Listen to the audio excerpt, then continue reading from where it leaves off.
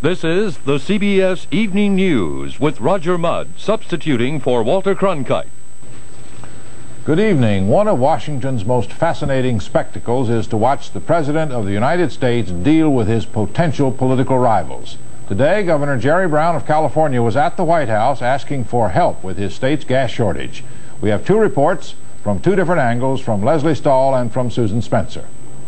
After the meeting, which lasted more than an hour, Governor Brown said that the president is cooperating, that California will be getting more gasoline because of a change in the allocation formula. The allocation for California has been changed to reflect the tremendous growth in new jobs and new people and new motorists. He says that that should help. He has said that May will be the worst month. June, things will get better. But as the day wore on, it became clear that California's increased allotment of gasoline, which should add about 4% to current levels, was not related to Governor Brown's appearance here. President Carter said that decision was made on May 1st. He also gave the results of an investigation of the California gas situation. He said the study dispelled one of the popular myths.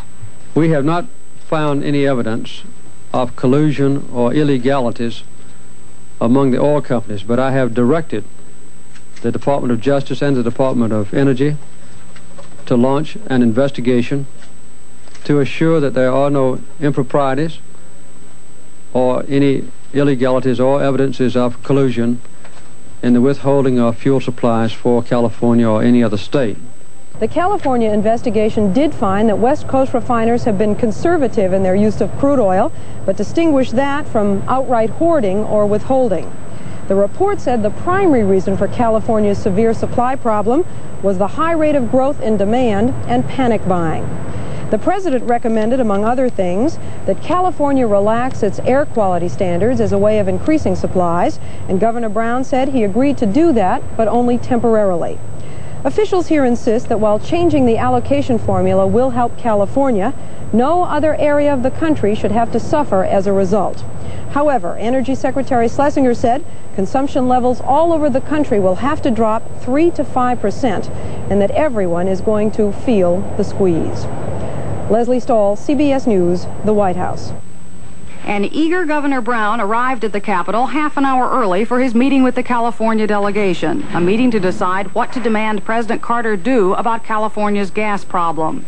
When it ended, the governor had lots of criticism for the Department of Energy, but he stopped short of joining some in the delegation who feel that President Carter should fire Energy Secretary James Schlesinger. I am here to try to get more gasoline for California, a fair shake for the people standing in the long lines, and since Mr. Schlesinger has his fingers on the buttons of gasoline allocation, I'm not going to unduly ruffle his feathers today. Next, the governor and the delegation drove to the White House in private cars, some of them markedly less fuel efficient than others. The White House invited the entire delegation only yesterday, but today refused to allow pictures of their hour-long meeting. When that meeting was over, Governor Brown told a throng of reporters that his reception had been friendly, and he did not seem disconcerted by the president's apparent agreement with him that California has problems. The president knows that people in California and Nevada are getting angry. He knows that this thing can spread across the country, and he said he'll do everything he can, and I think he certainly deserves a few weeks to see how well it's going to turn out. California Senator Hayakawa then took to the microphone to explain why he isn't worried about high gas prices. Let the price of gasoline go up to $1.25, $1.50, $2 if necessary. The important thing is that a lot of the poor don't need gas because they're not working. That seemed to prompt the governor's slow and reluctant exit from the White House grounds. On the way out, he was asked if he thinks there is any element of political conspiracy in all this. A lot of people in California think this thing is a plot. You'd be surprised at how many people think that somehow the White House is out to get California because of me. I don't believe that. And he added, with a look toward 1980, even more than I, Jimmy Carter wants to make sure that California doesn't get unfair treatment. Susan Spencer, CBS News, the White House.